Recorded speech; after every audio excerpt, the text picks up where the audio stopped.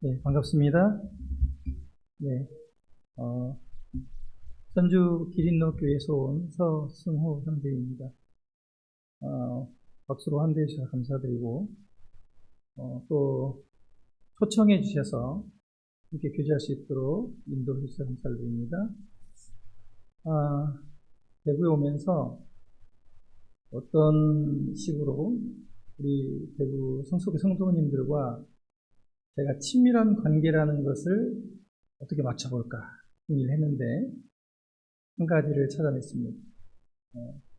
제가 서씨인데 본이 달성입니다.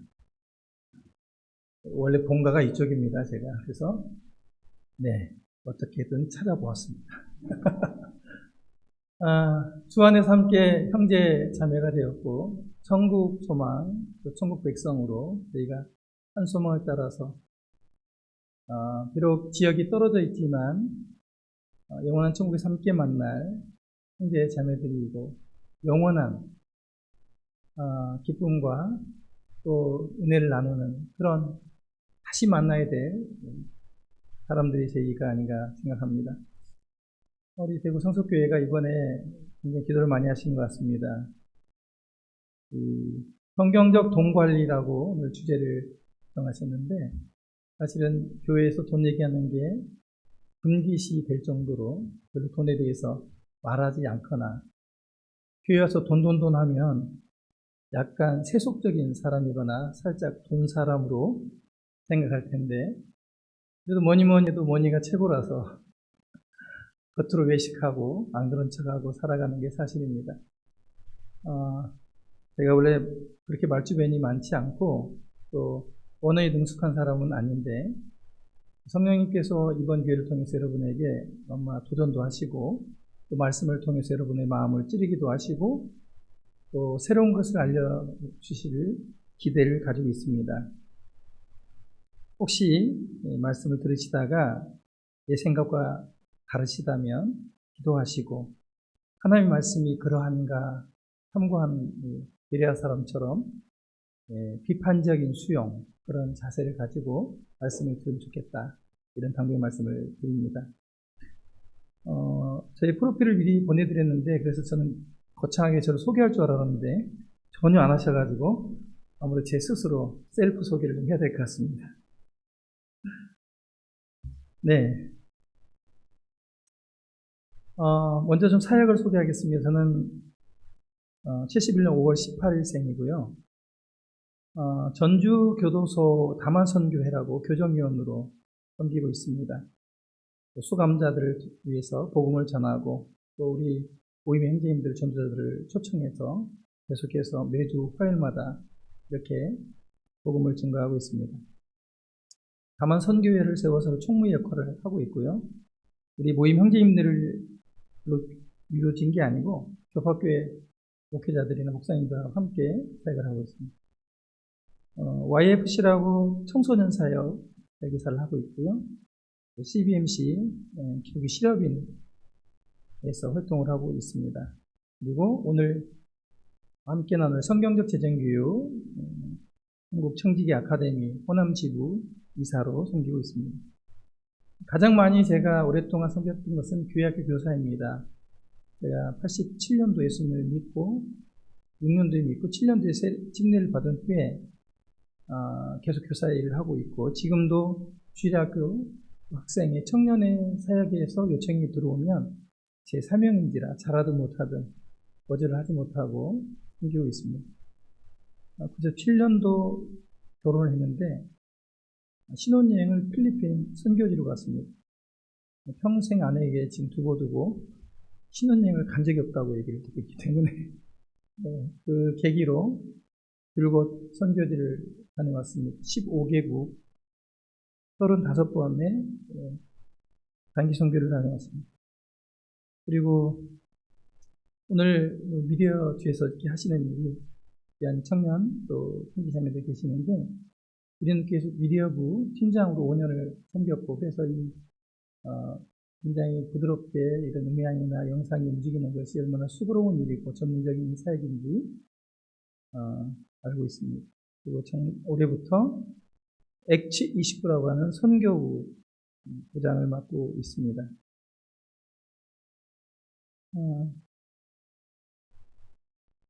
그리고 제가 이제 허락하신 사업인데요.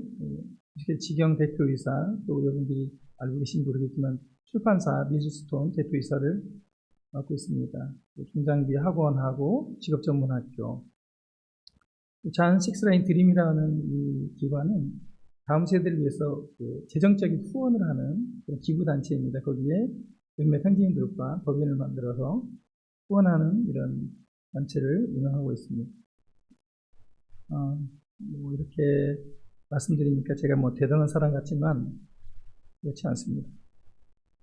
저의 좌우명을 말씀드리겠습니다. 저희 좌우명은 너 자신을 무명한 자로 남게 하라는 좌우명을 제가 스스로 선택하고 있습니다. 토마스 캠피스라고 하는 이 그리스도를 본받아라는 책에 나오는 글귀인데 굉장히 제가 이 글귀를 사랑하고 있습니다. 이 땅에 살면서 오로지 예수 그리스도와 우리 아버지 하나님의 이름만 나타나고 저는 무명한 자가 되기를 그런 마음으로 제 좌우명으로 삼고 있습니다. 그리고 이제 저의 닉네임이 있습니다. 닉네임은 티테디오스라고 합니다. 티테디오스 뜻은 결코 염려하지 않는 사람이라는 뜻입니다. 이걸 사용하게 된 계기가 있는데요. 제가 19살 때 대학교를 떨어지고 혼자서 아침 새벽에 대학교에 등교하는 캠퍼스에서 들려오는 음악 소리를 듣는 가까운 곳에 자취를 했는데 아침에 이렇게 대학생들이 두꺼운 책을 손에 들고 대학교를 등교를 하는 거예요. 저는 대학교를 떨어졌고 저희 세대 때에는 대학교를 떨어지면 인생에서 나오고자가 되는 겁니다. 대학교를 못 들어가면 보통 공장에 가서 일을 했죠. 이제 공돌이, 공순이 이렇게 얘기를 했습니다. 제가 이제 아침에 큐티를 하면서 참 제 인생이 아무래도 미래가 좀 불투명할 것 같다. 걱정을 좀 하고 있었습니다. 저는 아버지가 13살 때 돌아가시고 8남매 중 6째였습니다. 그래서 저를 후견인도 없었고 혼자 이렇게 자취하면서 생활을 해야 되는 그런 형편이었는데 교대를 시험 봤는데 보기 좋게 떨어졌습니다. 왜 제가 떨어졌을까요? 공부를 못해서 떨어졌습니다. 그리고 그 이면에는 하나님의 섭리가 계셨습니다. 그때는 몰랐는데 지금 나이가 들고 보니까 내 뜻대로, 내 기도대로, 내 원대로 되지 않을 때 하나님께서 분명히 내 삶에 개입하시고 섭리하신다는 것을 나중에 알게 되었습니다. 혹시 성도님들 가운데 여러분이 바라고 계획한 대로 되지 않는다고 절망하거나 실망하지 않기를 바랍니다. 그때 제가 제 인생에서 고민을 하고 있을 때 하나님이 제 마음 가운데 찾아오셨어요. 하는데 큐티 형님이 중요하다는 걸 아셔야 됩니다. 조용히 그분과 새벽에 기도를 하는데 하나님 제게 이런 질문을 하는 것 같았어요. 승호야, 너는 나를 믿기나 하느냐, 나를 믿느냐 이렇게 물어보세요. 제가 아무리 생각을 해도 제 인생이 하나님 건데 제 인생에 대해서 미래에 대해서 제 스스로 고민을 하고 있는 거예요. 대학에 들어가면 잘 될 것 같고 떨어졌으면 인생이 조금 미래가 좀 안 좋을 것 같고 정직하게 말씀드렸습니다. 하나님, 제가 하나님을 못 믿습니다. 저희 하나님이 이제 그때 저에게 오셨어요. 저희 하나님은 제가 하나님을 믿지 못하겠다고 말하는 순간에 이렇게 말씀하셨습니다. 그러면 지금부터 나를 믿어보지 않겠느냐 이렇게 말씀을 제 마음 가운데 하시는 것 같습니다. 여러분 같으면 어떻게 대답하겠어요?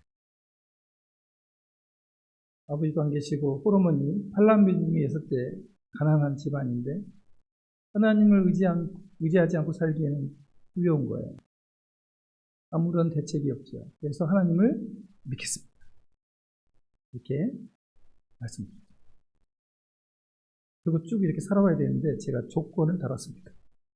신앙에 있어 제가 좀 의심이 많은 사람입니다. 조건이 있습니다. 하나님 말씀하신 대로 그 나라와 그를 먼저 구하고 그렇게 살겠습니다. 대신에 그렇게 살다가 나이가 들어서 장가도 못 가고 삶도 형편없고 저희 친족이나 친구가 승호가 교회에 미치고 예수쟁이가 되더니 아주 인생이 형편없게 됐다라고 그런 비판과 요구를 하거든. 그 요구를 하나님이 받으십시오. 제 잘못 없지 않습니까? 하나님 말씀대로 그 나라와 그를 구하면서 하니까요. 대신에 그 나라와 그를 구하며 제가 살 텐데 나중에 승호가 저기 가난한 집안에서 어떻게 저렇게 멋지게 저렇게 훌륭하게 혹은 저 근사하게 사람이 변했지 이렇게 얘기를 하면 그 모든 칭찬과 그 모든 영광을 하나님께 돌리겠습니다. 이렇게 하나님과 언약을 맺었습니다. 그때 19살이었는데 그때 제가 붙은 말씀이 마태복음 6장 33절입니다. 다 같이 읽겠습니다. 시작.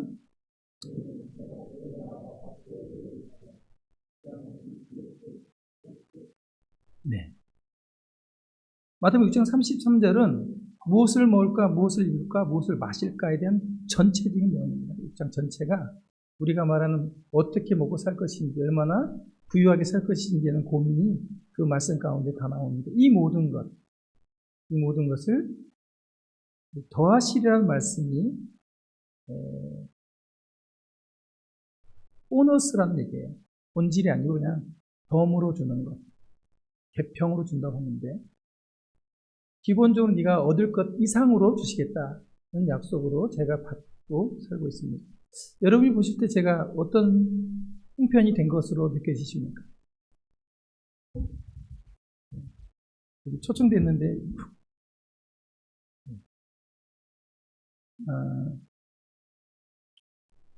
하나님께서 제게 놀랍게 제가 계획하고 제가 쌓아놓고 제 계획대로가 아닌 정말 날마다 제가 고백하는 건데 항상 제 잔이 넘칩니다. 이렇게 고백을 하고 살고 있습니다. 그냥 이게 빈말이 아니고 사실입니다.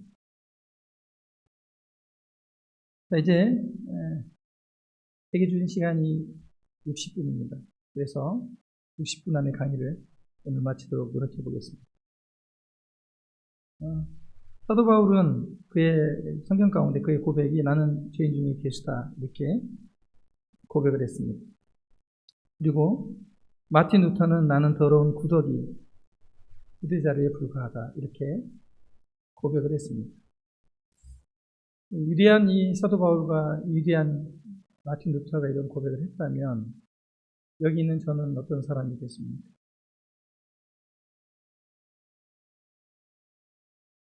저는 예수 믿고 나서 근 40년이 되었습니다.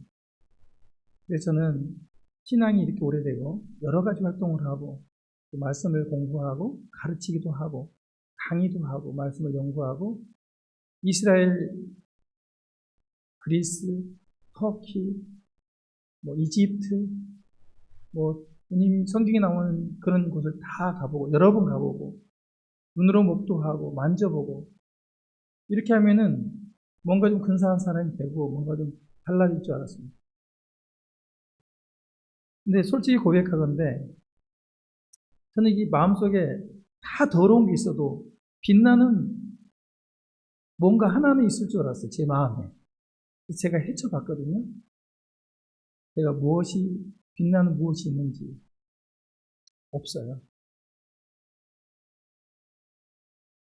더러운 냄새나는 죄인에 불과하다는 것을 깨닫게 되었고 사실 발견하게 됐습니다.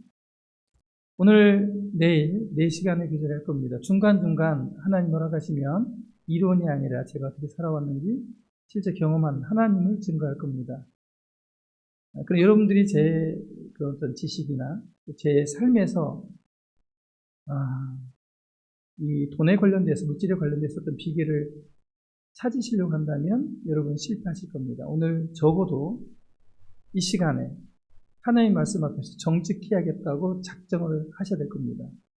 여러분이 그런 작정을 하지 않으시면 하나님 말씀이 여러분 마음 가운데 새겨지지 않을 것입니다. 사람의 말을, 이론을 의지하지 마시고 수많은 말씀 중에 단 한 말씀이라도 여러분이 가지고 있는 인간적인 생각, 세속적인 가치관, 기준이 말씀으로 깨트려지고 하나님 말씀에 비슷하게 세워져 가시기를 바라는 마음이 있습니다. 말씀 기억 말씀드립니다. 오늘 첫 번째 시간, 왜 성경에서 재정을 배워야 하는가? 우리가 돈에 대해서 경제인, 또 경영을 전공한 사람, 또 금융인들을 불러서 전문가를 통해서 공부를 해야 되는데 왜 성경을 통해서 돈에 대해서 배워야 되는지 오늘 그 이유에 대해서 첫 번째 시간 말씀드리도록 하겠습니다. 그리고 내일은 굉장히 중요한데요. 하나님의 역할과 우리의 역할, 돈에 대해서 역할이 나눠져 있습니다. 성경을 살펴보면 하나님이 하시는 역할, 그리고 우리의 역할에 대해서 두 번째 시간 나눌 거고, 세 번째는 부채, 저축, 투자, 드림과 나눔에 대해서 공부할 건데 상당히 양이 많습니다. 내일은 45분씩 2번이라고 해서 최선을 다해서 말씀을 드려야겠습니다. 그리고 오후 시간에는 정직과 조언 그리고 일에 대해서 말씀을 드리겠습니다. 기왕 여러분들이 마음을 잡수셨으니까 내일 오후 시간까지 시간을 잘 투자하셔서 끝까지 들으신다면 큰 유익이 있을 거라고 확신합니다. 자, 그러면 왜 성경에서 재정을 배워야 하는지 말씀을 전하겠습니다. 다 같이 이사야 55장 8절로 9절을 읽겠습니다. 시작. 이는 내 생각이 너희 생각과 다르며 내 길은 너희 길과 다름이니라. 여호와의 말씀이니라. 이는 하늘이 땅보다 높음 같이 내 길은 너희의 길보다 높으며 내 생각은 너희의 생각보다 높음이니라. 하나님께서는 우리에게 하나님의 생각과 너희 생각이 다르다고 말씀을 하고 있습니다. 그리고 내 생각은 너희 생각보다 높다 이렇게 말하고 있습니다. 고린도전서에 보면 하나님의 약하심이 사람의 강함보다 더 강하다 말씀하고 있습니다. 그래서 하나님의 말씀을 여러분이 이번에 공부할 때 성경은 그렇지만 저 말씀은 저렇게 말씀하시지만 내 경험은 그렇지 않아 라고 항변하는 일이 없기를 바랍니다. 하나님께 기도하신 말씀 앞에 말씀으로 가치관과 기준을 세울 수 있도록 하나님의 생각이 저의 생각보다 더 지혜롭고 완전하십니다. 이런 고백의 기준으로 말씀을 들으시면 좋겠습니다. 대부분의 사람들이 이 돈을 다루는 방법이 하나님의 재정 원리와 굉장히 현저하게 차이를 오늘날 보이고 있습니다. 사람들은 자신의 돈의 주인이 자기라고, 나라고 그런 생각을 합니다. 성경을 보면 하나님은 우리의 재정, 우리의 돈에 깊이 관여하고 계시는데 사실 크리스천 중에 돈의 문제에 있어서 하나님이 깊이 관여하신다고 아는 분이 많지 않습니다. 하나님은 구원의 문제, 위기에서 우리를 건져주시는 문제, 우리 건강의 문제, 이런 건 우리 출세의 문제에 관여하시는데 직접적으로 돈의 문제에 있어서 하나님 깊이 관여하신다는 것을 잘 몰라요. 성경을 많이 이 돈에 대해서 배우고 있지 않거든요.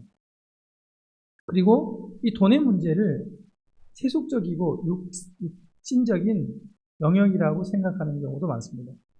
이번 기회를 통해서 이게 어떤 영역에 속한지 배우게 되실 것입니다. 오늘날의 시대를 돈이 지배하는 시대, 돈이 말하는 시대, 머니 토크라고 하는데 돈이 말하는 시대라고 합니다. 왜냐하면 우리는 하루에 대부분의 시간을 돈과 관련된 일로 보냅니다. 우리 월요일이 되면 출근하시죠? 왜 출근하십니까? 주를 섬기기 위해서, 돈 벌기 위해서, 돈 벌기. 월요일 아침에 여러분 출근하는 거 즐겁습니까? 죽을 마시죠. 피곤합니다. 주일날 많은 봉사를 했거든요. 애찬해야죠. 오후까지도 남아서 성경 공부해야죠. 때로는 또 밤에 회의도 해야죠. 아침에 몸이 천근만근. 하지만 아침에 몸을 깨우고 알람을 맞추고 출근합니다. 뭐 때문에요? 돈 때문에 그렇습니다. 이렇게 우리는 어쩌면 7일 중에 5일이 아니라 6일, 7일 전부를 돈과 관련된 시간으로 일로 보내고 있을지 모릅니다. 근데 우리가 이 돈을 어떻게 벌지, 어떻게 쓸지, 이런 거에 대해서 성경적으로 많이 고민하고 또 준비하는 시간들은 많지 않습니다. 이 돈은 의사결정 과정에서 굉장히 고려할 핵심 요소입니다. 오늘 기린노교회 장로 몇 분이 이 대구 성수교회를 방문했습니다. 이유는 예배당을 어떻게 건축해 볼까 해서 어떻게 건축했나, 어떤 스토리로 건축했나 이렇게 보러 왔습니다. 그런데요, 기린노교회의 핵심적인 지금 건축하지 못하거나 몇 년째 움직이지 못한 이유가 돈 때문입니다. 돈이 없어서 못 움직여요. 믿음이 없어서가 아닙니다. 하나님을 못 믿어서가 아닙니다. 돈이 없어서 못 움직여요. 확보되지 않았거든요. 안 될 것 같거든요. 여러분, 돈은 이런 겁니다. 사실은 돈이 세상을 지배할 뿐만 아니라 우리 마음도 지배하고 있습니다. 이것을 우리가 인정하지 않으려고 위선을 떠는 거죠. 믿음이 있다고 생각해요. 어떻게 되겠지? 하나님이 해주실 거야. 믿음으로 합시다. 될 것 같아요? 돈을 우습게 여기기 때문에 여러분 우리가 믿음과 실제 행함이 달라지는 것입니다. 2015년도에 포브스지에서 설문조사를 했습니다. 미국. 현대인에게 가장 큰 스트레스가 뭐냐? 그 주요 원인 했는데 가장 큰 스트레스가 돈이랍니다. 미국이 35%로 1위였어요. 한국은요, 몇 퍼센트일까요? 한국은 71%. 여러분, 이혼율이 급격히 올라간 시대가 언제인지 아십니까? IMF 때. IMF 때 우리나라가 이혼율이 엄청나게 급상승했습니다. 그게 무엇 때문일까요? 돈 때문입니다.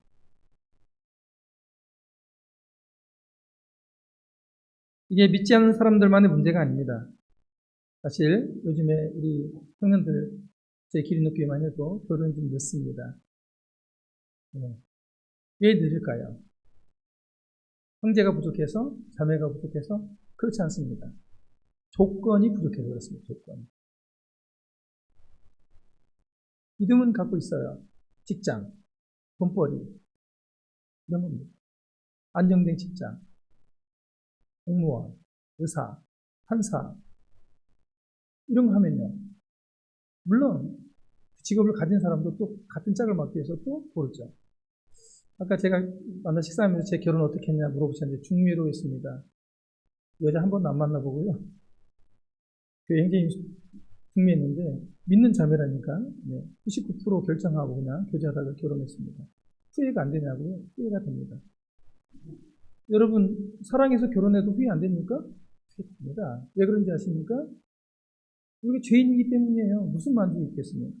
하나님이 아들 예수 그리스도를 주셨는데도 불만족스러워요. 그게 죄인이라서 그래요. 와이프에게, 남편에게 만족스러운 사람은 정신이 훌륭하신 거죠. 그럴 수 없어요. 그렇게 만나지 않습니다. 우리를 연단하시기 위해서 결코 그렇게 만나게 하지 않습니다. 우리가 부족한 사람이죠. 어쨌든 돈이 많든 적든 돈은 우리를 항상 힘들게 합니다. 돈이 적어서만 힘든 게 아니에요. 돈 많은 사람 물어보세요. 돈 많은 사람 힘들어요. 돈 많은 사람 우울증 걸리고 자살하고 가출하고 형제한테 의한 사이 안 좋고 뭐 난리가 아니에요. 여러분 다 알잖아요. 매스컴에서 보잖아요. 돈 많아도 그래요. 자 이제 여러분에게 제가 질문하겠습니다. 여러분 돈 정직하게 대답하세요. 돈 좋아요 안 좋아요? 저 뒤에는 대답을 안 하시네. 앞에 있는 분들은 역시 신령하십니다. 정직해요. 돈 좋아요 안 좋아요? 좋아요. 여기는 저 돈 엄청 좋아합니다. 저 형제 사랑합니다. 그런 말 별로 안 좋아합니다. 저에게 선물 가져오거나 현금 주면서 사랑합니다 하면 엄청 그 사랑 느껴요. 빈말로 하는 거 별로 안 좋아합니다. 옷 막 이런 거 사주면서 명품 가방 사주면서 형제 사랑해 뭐 저 사랑 깊이 느낍니다.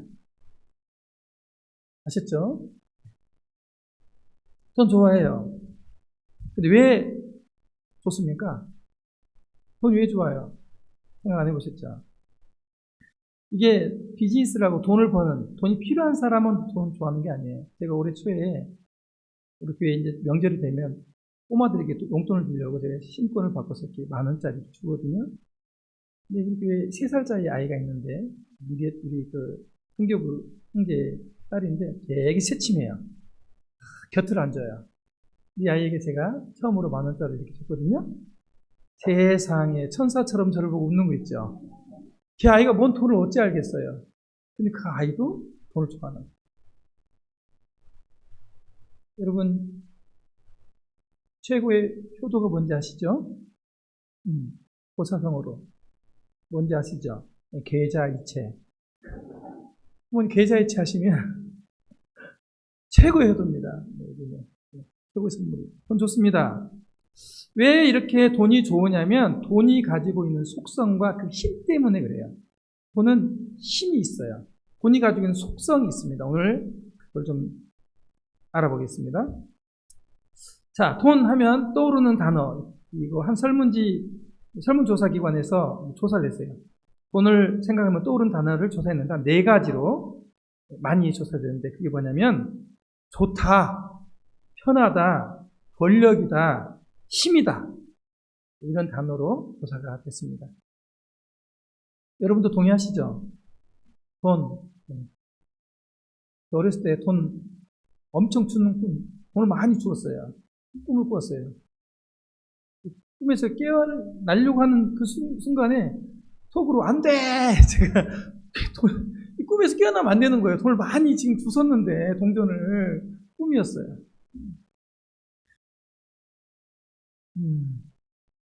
요즘처럼 불경기일 때 저도 좀 비즈니스를 하고 있는데 현금으로 한 10억 정도 이렇게 현금으로 통장에 들어온다면 너무 좋겠어요.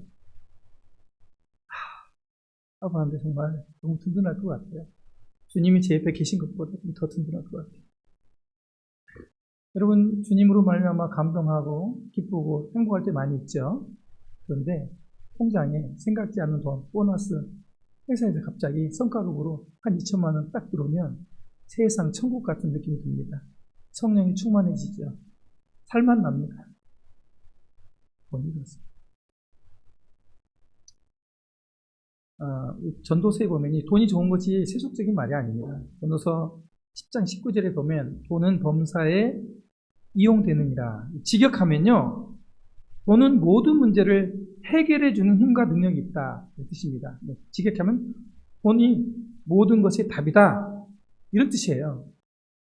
돈이면 다 된다. 그러니까 여러분이 나 돈 좋아해. 이런 말을 교회에서 얘기할 때 물론 막 예수님도 필요 없고 난 돈만 좋아해. 이건 좀 그렇잖아요. 그러나 사실 나 돈 좋아해. 선물하려고는 그냥 현찰로 줘. 이게 세속적이거나 교회에서 사용되면 안 되는 금지 언어는 아니다. 성경에서도 돈은 범사에 우리에게 사용되고 유긴한 거다. 이렇게 말하고 있는 것입니다.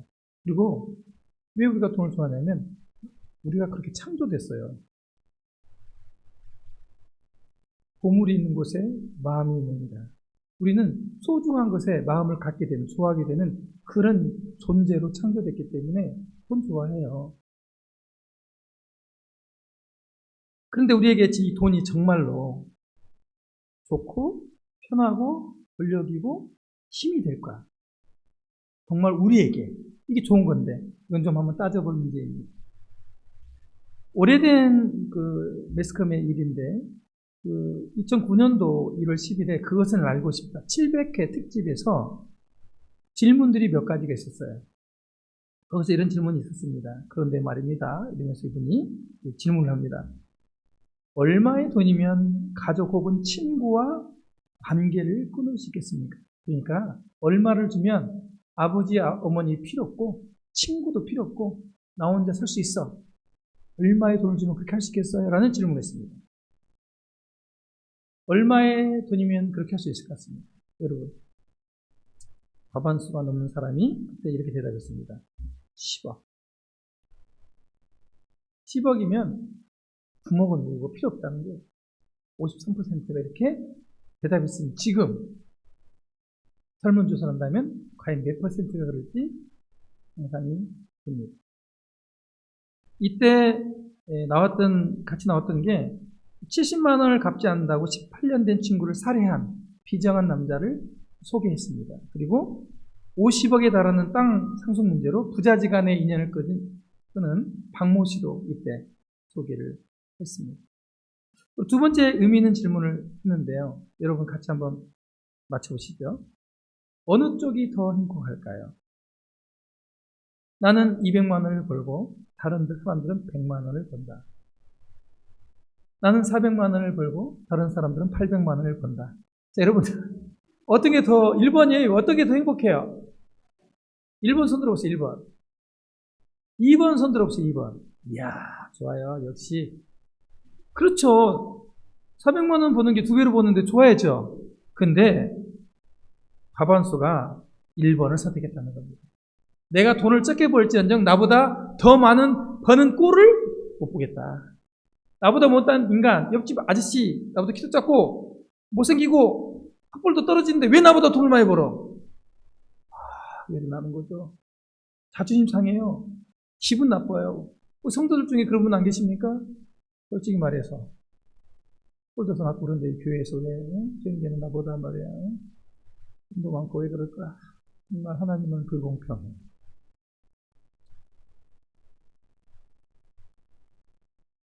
사람은 이렇다는 거예요. 돈에 대해서. 또 엄청난 질문을 또 얘기했습니다. 이건 미국에서 했던 질문인데요. 로또 복권 1등에 당첨되면 제일 먼저 무엇을 하고 싶습니까? 보통 이제 미국은 10억, 20억 이렇게 당첨되는 게 아닙니다. 왕창 되고 500억, 1000억 막 이렇게 당첨됩니다. 슈퍼 복권입니다. 자, 좀 올려봅시다. 그래요. 한 번도 당첨되지 않은 1000억이 당첨됐다고 하십시오. 여러분 1000억 당첨되면 제일 먼저 뭐 하고 싶습니까? 우리 청년 1000억 한 번도 생각 안 해요. 뭐 하고 싶어요? 솔직히 그렇습니다. 아주 거짓말을 잘합니다. 슈퍼카를 사야죠. 슈퍼카를. 보트를 차야죠. 보트를. 그러면 지금부터 형제님은 당첨되기 전부터 연구를 하세요. 대부분 다 1000억 당첨되면 예배당 짓는데 헌신하겠다고 합니다. 연보를 다 드리겠다고 해요. 지금 여러분이 어떻게 하느냐에 따라서 그 말이 사실인지 아닌지 증명해야 될 것입니다. 여러분이 주머니에 10,000원, 20,000원, 10만원 있을 때 그 돈을 10분의 1을 드리는지 10분의 5를 드리는지 10분의 10을 드리는지 여러분 지금의 모습을 보면 그게 나중의 모습으로 결정되는 것입니다. 여러분이 아주 비싼 고가의 새 자전거 한 20만원짜리를 자녀에게 사줬다 칩시다. 이 자녀가 이 자전거를 잘 관리해서 잘 관리하면서 탈 거라면 그런 보장을 어디서 우리는 얻을 수 있을까요? 그가 아버지가 사준 장난감 이걸 어떻게 다루느냐에 따라서 비싼 것도 어떻게 다루는지를 알 수 있는 거예요. 여러분이 지금 가지고 있는 돈, 작은 돈 어떻게 쓰는지를 보면 나중에 많이 주는 것도 어떻게 쓸 것인지 결론이 나죠. 문재인이 복권 당첨된 적 없죠? 답을 보면 당첨 안 된 이유가 있습니다. 제일 먼저 무엇을 하고 싶냐? 정말 놀라운 대답이 나옵니다. 배우자부터 바꾸겠다.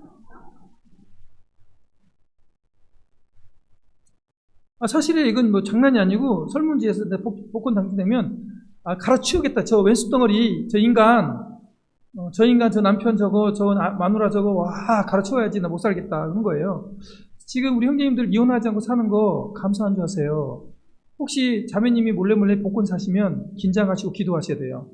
당첨되면 끝납니다. 우리 형제님들 매주 복권 사러 다니시면 자매님들 말리셔야 돼요. 당첨되면 골치 아픕니다. 이게 돈에 대해서 돈이 가지고 있는 속성이에요. 돈이 이렇게 들어오면 사람이 이렇게 되겠다고 하는 것이 사실 우리의 속성이라고 하는 것이 이게 넌크리스찬들 믿지 않는 사람들은 이렇다고요? 그렇지 않아요. 우리가 언제부터요? 우리도 죄인입니다. 우리 몸이 변화됐습니까? 우리 속사람이 얼마나 변화됐습니까? 그렇지 않아요. 돈에 대해서 우리도 속물입니다. 저는 돈보다 하나님을 사랑합니다. 돈을 돌처럼 여깁니다. 그러면 지금 조용히 저한테 말씀해 주세요. 제가 지금 돈 좀 구워가겠습니다. 사업 미천이 딸리는데 돈 좀 지금 제가 구워달라 그러면 아마 긴장할 거예요. 선생님들 만나가지고 죄송합니다. 대출 좀 받아서 5천만 원씩만 좀 구워주시죠. 10분에게 얘기하고 제가 싹 가져간다면 이 교회 난리 납니다. 다른 거 구워가는 건 괜찮아요. 돈 구워가면 아주 힘들어질 겁니다. 돈은 그런 겁니다. 그리고 의미 있는 질문 네 번째. 만일 10억 원이 생긴다면 잘못하고 1년 정도 감옥에 들어가도 괜찮을까? 이것을 초등학교, 중학교, 고등학생들에게 질문했어요. 이게 지금 전국 청소년 정직 지수를 발표하는 흥사단이라고 하는 그 단체에서 이걸 했는데요. 놀랍습니다. 2012년도부터 19년도까지 이렇게 조사했는데 19년도에 조사하고 더 이상 조사하지 않습니다. 이유는 너무 자괴감이 든대요. 12년도 보세요. 초등학교 12%가 1년 동안 감옥 가겠습니다. 10억 주시면. 고등학생은 44%입니다. 19년도가 됐는데요. 고등학생이 57%, 중학생이 42%, 초등학생이 23%. 매년 오르고 있습니다. 그러니 지금은 얼마나 올랐겠어요. 10억 주면 감옥에 1년 동안 제가 들어갔다 나오겠습니다. 괜찮습니다. 빨간 눈 올라가도. 이러는 거예요. 돈이 이렇게 무서운. 돈의 속성에 대해서 최우식 박사가 한국재무심리센터에서 이렇게 얘기를 했습니다. 공감할 내용이어서 공유하고 있습니다. 돈은 살아있고 발이 달렸다. 그래서 저축보다 소비가 더 쉽다. 그리고 쓰는 재미, 모으는 재미, 중독성이 있다. 그리고 서로 속이고 또 도박, 경마, 로또 등에 빠지게 한다. 그리고 이 돈은 투자하거나 또 기형성장의 부채로 힘들게 한다. 사실 돈이 있으면요. 돈이 없으면 경마나 도박이 잘 안 빠집니다. 돈 있는 사람들이 빠집니다. 제가 미국 라스베가스를 갔다 왔습니다. 회사에서 근무인데요. 라스베가스에 가면요. 라스베가스 공항에도 슬롯머신이 있습니다. 거기 뭐라고 써져 있냐면 당신의 주머니는 동전을 살펴라. 그 마지막 동전까지 한번 그 동전을 행운을 걸어보라. 마지막 공항에 가면서까지도 그거 집어넣어서 땡겨요. 돈을 그렇게 끌어갑니다. 그리고 제 간 일행 중에 돈 따신 분도 있었어요. 근데 돈 따가지고 끝까지 땄을까요? 결국은 싹 잃었습니다. 그리고 이 돈은 고이면 부패하고 돈이 많으면 교만해지고 음란해지고 방탕하기 쉽고 부정부패를 초래할 수 있습니다. 그래서 우리가 편견을 갖게 됩니다. 돈 많은 사람은 더럽고 부패하고 잘못되고 아마 부정하게 살 거야 라는 편견을 우리가 갖습니다. 꼭 그렇지는 않습니다. 깨끗한 부자도 있고 깨끗한 부자를 우리는 사모해야 됩니다. 이런 생각 때문에 우리가 잘못된 편견을 가질 수 있는데요. 하지만 사실 대다수가 그렇습니다. 제가 경험했습니다. 돈이 많아지면요. 사람이 변합니다. 제가 지금 하고 있는 사업의 자본금이 300만 원이었습니다. 지금은 1000배 정도 늘었습니다. 자산이. 돈이 100만 원, 200만 원이 아니고 통장에 1억, 2억 이렇게 돈이 들어오니까요. 사람이 변합니다. 나만 모르지 주변에서 다 좀 변합니다. 어떻게 해요? 근사하게 변했을까요? 근사하지 않습니다. 이상합니다. 누구나 경고해요. 여러분 성석교회 성도님들 경건하시고 또 그리스도인에게 사신다면 아마 적절하게 돈이 들어오고 있지 않을까 생각돼요. 돈이 왕창 아까처럼 1000억, 100억씩 당첨되는 사람 완전히 봅니다. 그리고 더 많은 돈을 벌기 위해서 부정부패를 처리합니다. 저희 교회 한 형제님이 사업을 시작했는데 어렵게 시작했거든요. 그 형제님이 제게 와서 뭔가 저보다 나이가 많은데 고백했습니다. 그런데 사람 욕심이 말이야 바다보다 높더라고. 무슨 말이에요? 자기가 월급쟁이 하다가 사업을 했는데 그렇게 1억 모으기가 어렵대요. 1억을 모았습니다. 5억 모으기가 어렵더래요. 5억을 모았어요. 그러면서 10억 모으기가 그렇게 어렵더래요. 10억을 또 모았대요. 그 만족할 줄 알았더니 20억을 먹기 위해서 목표를 정하고 있더래요. 끊임없이 월급쟁이였거든요. 끊임없이 1등도 가지고 있어요. 이 건물 5층짜리 가지고 있는데 끊임없이. 그럼 제게 와서 고백하기를 계속 그런다는 거예요. 자기가. 사람의 욕심이 이렇게 넓은지 몰랐다고 그랬습니다. 그리고 이 방심하면요, 돈은 보복합니다. 세밀하게 관리해야 돼요. 여러분. 저 비즈니스 하는데요. 비즈니스 하는 저를 이렇게 표현합니다. 날카로운 칼날을 걷는 것 같다. 잘못 걸으면요, 배워요. 비즈니스 하는데요. 신앙도 있고 다 있는 그런 아주 위험한 그런 비즈니스를 하고 있어요. 부정스럽게 푼다는 게 아니라 돈을 다루는 일이 그만큼 굉장히 어렵다는 것입니다. 그리고 맹목적으로 추구하면 우상이 되기 쉽고요.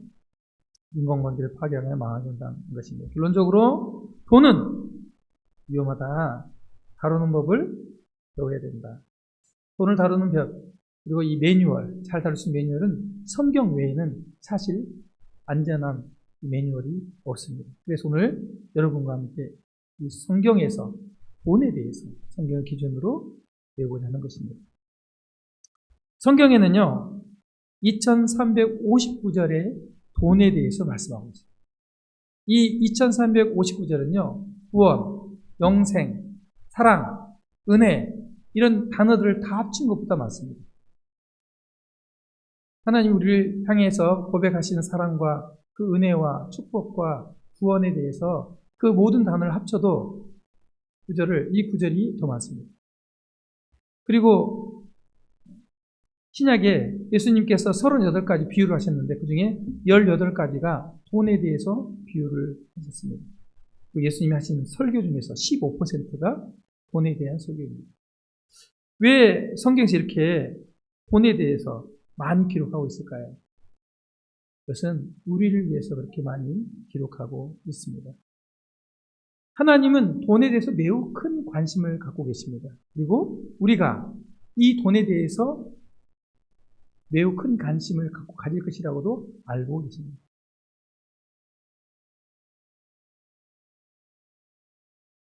그리고 우리가 일생을 살면서 이 돈에 관련돼서 돈을 주인으로 섬길 수 있는 위험성을 가지고 살아가기 때문에 성경이 많이 기록되어 있습니다. 누가복음 16장 11절 말씀을 같이 읽겠습니다. 시작. 너희가 만일 세상의 재물에도 충성하지 아니하면 누가 참된 것으로 너희에게 맡기겠느냐. 여기 세상의 재물이라고 되어 있는데 우리 성경책에는 불의한 재물로 번역되어 있습니다. 영어로는 정확히 세속적인 재물 이렇게 번역되어 있습니다. 하나님이 이렇게 말씀하셨습니다. 그래서 세상의 재물에 충성하지 아니하면 참된 것을 맡기겠느냐 말했는데 이 참된 것이 무엇이냐? 영생, 구원, 진리 이런 것이죠. 참된 것, 변하지 않는 것. 그리고 이것은 하나님과의 친밀한 관계를 말합니다. 세상적인, 세속적인 돈의 문제, 여러분이 다루는 이 돈의 문제, 이 돈의 문제에 대해서 충성스럽지 않으면, 신실하지 않으면 하나님께서 이와 같은 하나님의 친밀한 관계를 갖기 어려울 것이다 라고 판문하시는 겁니다. 말씀하시는 겁니다. 이 말씀 여러분 주목하시지 않았을 겁니다. 제가 말한 게 아닙니다. 네. 누가 참된 것으로 친밀함과 구원과 진리와 이런 것들을 맡기겠느냐 질문하시는 겁니다. 너희가 성경의 원리대로 이 돈을 쓰거나 벌거나 관리하지 않으면 구원의 진리, 구원의 문제 이런 것들을 맡기겠느냐고 하나님 오늘 여러분에게 말씀하고 있습니다. 친밀한 관계를 나와 누리지 못할 것이다. 그런 것처럼 보이지만 실제로 그러지 못할 것이다. 이렇게 말씀하는 것입니다. 그리고 돈은 우리 구원의 문제에 있어서 아주 밀접한 관계가 있습니다. 누가복음 18장 24절 25절을 보면 예수께서 그를 보시고 이르시되 재물이 있는 자는 하나님의 나라에 들어가기가 얼마나 어려운지 낙타가 바늘귀로 들어가는 것이 부자가 하나님의 나라에 들어가는 것보다 쉬우리라 하시니라. 돈 많은 사람이 부자잖아요. 돈은 우리의 구원의 문제를 관여합니다. 돈 많으면요, 구원받기 어려워요. 재벌들 돈 받는 사람 많습니까? 그렇지 않습니다. 제가 필리핀에 간 전도여행을 갔는데요. 세부, 가모테스라고 하는 섬을 갔습니다. 거기서 전도팀을 나눠서 전도를 하기 시작했어요. 제가 잘 모르는 영어를 가지고 전도를 했는데요. 그 마을에 이장, 섬이 조그만 섬인데 이장이 우리를 불렀어요. 차를 데려가겠다고. 다른 집들은 다 우리가 들어가면요, 일하다가 딱 빗자루 놓고 앉아서 말씀을 들었어요. 이 이장님은 집이 좋더라고요. 우리에게 자기가 크리스찬이라는 거 알고 봤더니 캐톨릭인데 막 뭐라고 얘기를 해요. 제가 짧은 단어로 스톱 했죠. 말하지 말라. 나 못 알아듣는다. 그랬죠. 영어 아무리 말도 못 알아. 내가 할 말만 하겠다. 복음을 전하고 나왔습니다. 나중에 계속 거기 사시는 형제님께 물어봤는데 그분은 예수님을 믿지 않습니다. 부자들은 예수 믿기 어렵습니다. 성경에서 그렇게 말하고 있잖아요. 믿을 수는 있어요. 바늘기로 낙타가 들어가는 확률이라는 것입니다. 꿈은 그런 겁니다. 그리고 우리 신앙과도 굉장히 밀접해요. 누가 이 세상의 재물을 가지고 형제의 궁핍함을 보고도 도와줄 마음을 가지면 하나님의 사랑이 어찌 그 속에 거겠느냐. 여러분, 돈은요, 우리의 마음을 닫아요. 그래서 형제 사람들 서로 사랑을 살지만 돈의 문제, 우리 형제님들이 그렇게 안 받는데 정의재님이 갑자기 찾아와가지고 형 은밀하게 급한 일이 있는데 형제님 죄송합니다 하는 3천만 원만 꽂으세요. 저한테만 그런 게 아니고 몇몇 형제님 돌아다니는 피치는 여러분 어떤 마음이 있을 것 같아요. 형제님들이 소집이 됩니다. 형제님 문제가 있는 것 같아요. 회의를 하죠. 뒷조사하고. 돈은 그렇습니다. 그렇지 않을 것 같아요? 모여가지고 우리 돈이 없으신 것 같으니까 우리 집도 전세금 빼가지고 도와드리지 않겠습니까? 이렇게 의논할 것 같습니까? 아니요, 첫 번째 그렇게 생각 안 할 겁니다. 이건 기대하고 돈 꾸러 다니지 마십시오. 시험이 됩니다. 제가 이걸 경험했습니다. 제가 돈이 많이 벌릴 때요, 이스라엘 갔습니다. 저는 가난한 사람이고 장돌배기를 했어요. 도토리 묵장사하고 시장에서 바닥에 박스 깔아놓고 도토리 묵사세요 하고 묵장사 장사꾼이 장돌배기였습니다. 300만 원이 없어가지고 꾸러 다닐 정도로 돈이 없던 사람입니다. 결혼한 이후에 그렇습니다. 하루에 쓰리잡을 했습니다. 우유 배달, 도토리 묵장사, 오후에 허건차 운전이나 저녁에 대리운전. 열심히 살았어요. 결혼하고. 제가 이스라엘 갔습니다. 이스라엘 도중에 저희가 예수님이 시험산이라고 해서 40일 동안 기도했던 시험산을 갔습니다. 그리고 거기를 그 여정을 쭉 걸어서 내려오는 그런 프로그램에 참여했습니다. 갔는데요, 오달라 하면서 물건을 파는 사람이 있었는데, 그 사람이 베두인이에요, 베두인. 아브라함도 그 양치하는 베두인. 이 사람이 이제 스카프를 막 흔들면서 5달러, 5천원짜리를 파는 겁니다. 근데 보니까 품질이 좋지가 않아요. 안 사요. 사는 사람이 많지 않고 우리는 지금 경건한 마음으로 예수님의 시험산에 와서 주님을 묵상하면서 주님이 그 마음을 느껴야 되는데 무슨 5달러는 그건 이제 걸어갑니다. 경건합니다. 기도하고 찬송 부르면서 그 뜨거운 햇빛을 내리쬐면서 걸어갑니다. 근데 이 베두인이 우리를 따라옵니다. 어떻게 해요? 나귀를 타고 따라와요. 나귀. 우리 같은 여행객이 많으니까 계속 따라옵니다. 왜 따라올까요? 스카프 팔아먹어요. 우리가 가다 보면 이 사람 워낙 코스를 잘하니까요. 가다 보면 물을 건너야 할 것도 있어요. 그러면 이분이 돌을 갖다가 탁 중간에 징검다리를 놓아줘요. 그리고 자기가 물속에 들어가서 딱 손을 잡고 우리를 건너줘요. 왜 그렇게 할까요? 스카프를 팔기 위해서. 해가 다 졌어요. 그리고 우리가 도착지에는 우리를 실러온 버스가 있었습니다. 피곤한 몸으로 버스에 올라탑니다. 시원한 에어컨이 나오고요. 그래도 우리 버스가 떠나기 때까지 그 창문을 향해서 5달러는 흔들고 있어요. 이 사람이 이것을 흔들까요? 그걸 팔아야 처자식을 먹여 살릴 거 아니겠습니까? 하루 일당이 열심히 합니다. 안 샀어요. 왜냐하면 품질도 안 좋고 저게 필요 없었기 때문에. 그 여행이 다 끝났습니다. 제가 예루살렘 이스라엘 공항인데 라브비 공항에 면세점에 갔습니다. 귀국을 해야 됩니다. 근데 제가 막 5만원짜리, 10만원짜리 물건을 막 사고 있는 거예요. 물건을 막 비싼 걸 사가지고 이제 선물하게 됐어요.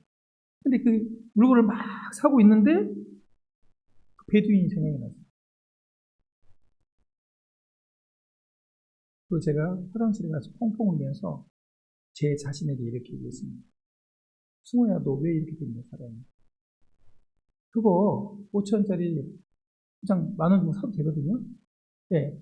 돈의 문제가 아니고 품질의 문제가 아니고 그 사람을 위해서, 우리를 위해서 그렇게 친절을 베풀고 온 사람을 위해서 내가 돈 10,000원, 10달러를 쓸 수 없었냐 이 말이에요.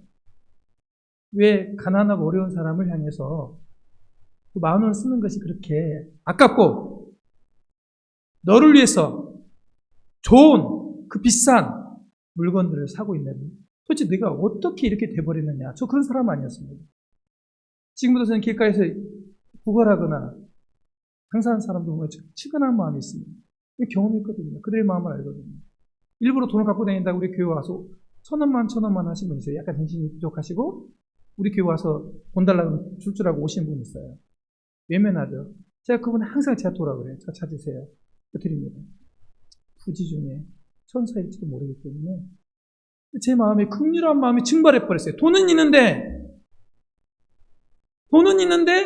불쌍한 사람들에 대한 마음이 인색해진 거예요. 이게 부자가 날마다 파티를 하고 음식물 쓰레기가 넘치는데도 자기 집 문 앞에 배고파하는 거지 나사로 하나를 바라볼 수 없는 마음, 눈이 가려진 그 마음, 돈이 그렇구나. 돈이 그렇게 나를 만들었구나. 제가 정말 크게 느꼈어요. 얼마나 제가 제 자신이 미워지고 얼마나 후회 있는 거예요. 돈은 그렇습니다.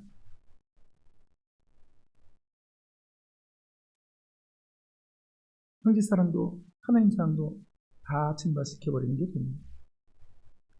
그래서 디모데전서 6장 10절에서 돈을 사랑하는 것이 일만하게 뿌리게 된다. 믿음도 떠나게 된다. 이렇게 말씀하고 있습니다. 돈은 우리 믿음을 증발시키고 하나님과 거리를 벌리고 심지어는 그리스도인답지 않게 살도록 만드는 것이 돈이다. 그런 힘이 있다. 그런 것입니다. 교회 일꾼의 자격에도 쓰여져 있습니다. 교회 일꾼의 자격에도 많은 자격이 있는데 그 중에 돈을 사랑하지 아니하며 디모데 3장 3절에 장로의 자격 중에 이렇게 기록되어 있는 것입니다. 돈은 굉장히 우리 신앙에 있어서 지대한 영향을 미치고 있기 때문입니다.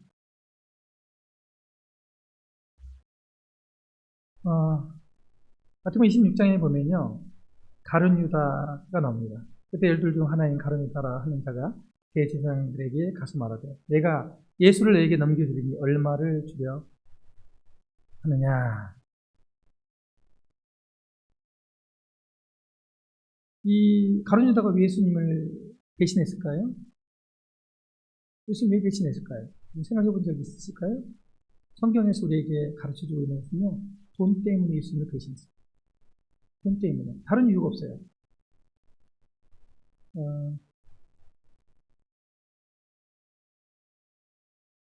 요한복음 12장에 보면요, 12제자 중에 돈꾀, 그러니까 그 일행에 돈을 맡은 사람이 가룟 유다였어요. 우리 교회로 말하면 재정집사.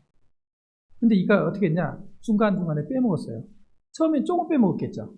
들통되니까 돈을 엄청 빼먹었어요. 그러니까 돈에 노예가 됐고 돈을 주인으로 섬기는 상황이 된 거예요. 사단이 12 중에 도대체 어떤 사람의 제격이냐, 어떤 놈을 내가 잡아야지 보니까 정확히 사단의 눈에 들어온 도구가 가룟 유다였어요. 그는 돈을 다루는 사람이었어요. 그리고 돈을 다루는데 실패했어요. 자기 돈이 아닌데 자기 돈처럼 썼거든요. 돈에 대해서 실패한 자는 사단의 도구가 되는 것입니다. 그러기 쉽죠. 그리고 그가 예수님을 그냥 넘겨도 됐는데 얼마 줄 거야? 돈으로 흥정하. 예수님은 팔리웠습니다. 모함당하고 그냥 그래서 십자가에 못 박힌 게 아니고요. 돈에 팔려 넘어갔습니다. 이게 첫 번째 상황입니다. 그런데요, 예수님이 하셨어요. 그들이 먹을 때, 마지막 만찬하실 때, 내가 진실로 얘기를 너희 중에 한 사람이 나를 팔 것이다. 그들이 제자들이 말합니다. 근심하며 나는 아니지요. 저는 아니지요. 막 제자들이 이 자리에 가룟 유다가 있습니다. 여러분 가룟 유다라면 여러분 어떻게 하시겠습니까? 여러분이 가룟 유다예요. 들통나서 예수님 알고 있어요. 여러분 어떻게 하시겠습니까? 예수님 제가 지금 그런 짓을 하려고 있으니 죄송합니다. 그렇게 하겠죠. 여러분 같으면 가룟 유다 보십시오.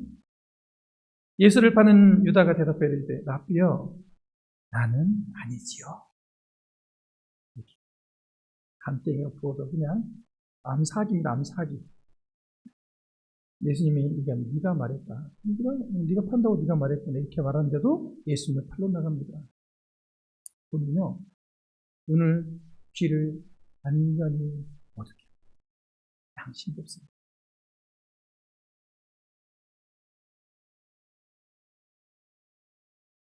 예수님을 팔아넘기는 장면을 보십시오. 예수님의 뺨에 키스를 합니다. 저 사람이 예수님이라고 아닙니다. 라삐에 평안하시지요? 하고 배반의 키스를 합니다. 여러분, 우리 모두는 그 마음에 유다가 도사리고 있습니다. 아닌 것 같지만 우리 스스로 죄로 가득한 그런 존재이고 언제든지 돈 때문에 돈의 내가 돼서 돈 때문에 하나님을 할 수 있다는 유다가 우리 안에 있다는 것을 스스로 인정하시면 좋겠습니다. 그래서 하나님이 이렇게 말씀하십니다. 너희가 세상의 재물에 충성하지 않으면 누가 참된 것으로 너희에게 맡기느냐.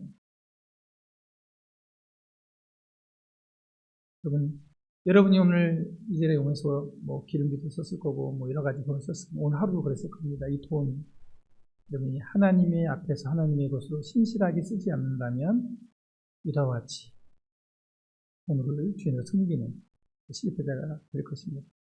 자, 이제 정리하겠습니다. 우리가 돈을 왜 성경에서 배워야 되냐면 이 돈을 어떻게 다루느냐 이 문제가 하나님과 관계에 중요한 영향을 미치기 때문입니다. 마태복음 15장에 보면 이 돈을 잘 다루는 사람에 대해서 주인 하나님이 내 즐거움에 참여해라 이렇게 말하고 있고 우리의 삶의 중심이 항상 하나님을 모실지 재물을 놓을지 늘 고민하면서 우리가 살고 있습니다. 그래서 하나님이 두 주인을 섬기지 못한다고 말하고 있어요. 하나님은 사탄과 겨루는 존재가 아닙니다. 하나님과 하나님의 자리를 놓고 경쟁하는 대상은 돈이에요. 우리 신앙에 있어서 우리 신앙의 문제에 있어서 하나님과 그 주인 자리를 놓고 경쟁하는 존재가 돈이에요. 성경에서 그렇게 말하고 있어요. 하나님은 돈과 재물을 겸해 섬길 수 없다고 말하고 있어요. 우리는 이렇게 얘기합니다. 그렇지 않아요. 부자로 살아야 돈이 많아야 하나님을 위해서 일을 열심히 할 수 있고 더 많이 할 수 있죠. 돈이 없는데 본이 되겠어요? 가난해가지고? 돈이 없는데 어떻게 헌신하겠어요? 이렇게 우리는 항변할 수 있습니다. 그래서 주님 말씀하십니다. 우리는 그게 정욕이거든요. 세상에서도 부자로 살고 천국도 가고 싶고 얄팍한 수입니다. 하나님은 돈과 재물을 겸해서 섬길 수 없고 그렇게 균형 있게 할 수 없다고 분명히 말해요. 하나님을 선택할지 돈을 선택할지 결정해야 된다. 하나님은 돈을 우리가 지혜롭게 사용하기를 원합니다. 시간이 이제 22분입니다. 이제 마치겠습니다. 실제 십자군 전쟁이 있었는데 십자군은 정규전쟁 용병들을 썼습니다. 용병들을 쓸 때 어떻게 하냐면 세례를 받습니다. 이들도 전쟁 나가기 전에 어떻게 받냐면 갑옷을 입고 전쟁기 물속에 들어갔는데 손을 이렇게 들고 손에는 칼이 들려있는데 물에 쏙 들어갔는데 머리까지 물을 잠그고 나오죠. 근데 칼을 물 밖에 둡니다. 그 의미는 뭐냐면 이 칼은 전쟁을 해야 되니까 사람을 죽여야 되지 않겠습니까? 이 칼은 내 마음대로 사용하겠습니다. 내 몸과 모든 건 다 드리겠지만 이 칼은 내 마음대로 쓰겠습니다라는 의미래요. 그래서 이 의미처럼 오늘날 우리가 기도를 많이 합니다. 아침에 뭐 여러 가지 기도하시죠. 하는데 돈 얘기로 기도하시고 있습니다. 하나님 오늘 제가 자산이 한 15억 좀 되는데 이 돈에 대해서 하나님께 다 드리겠습니다. 하나님 건데 하나님 이 돈에 대해서 관찰하시고 하나님 마음대로 쓰세요. 혹시 이렇게 돈에 대해서 드리면서 기도한 적이 있으십니까? 돈 없다고 기도는 해도 요 돈은 10분의 1 드렸잖아요, 하나님. 정확히 세금 안 떼고 드렸잖아요. 10분의 그 내 건데, 양심적으로다가 내 마음도 쓸 수 있잖아요. 내 돈 가지고. 뭐 어때요, 조금? 응? 내 스타일대로 산다게 살겠다는데. 이러면서 좀 안 쓰십니까?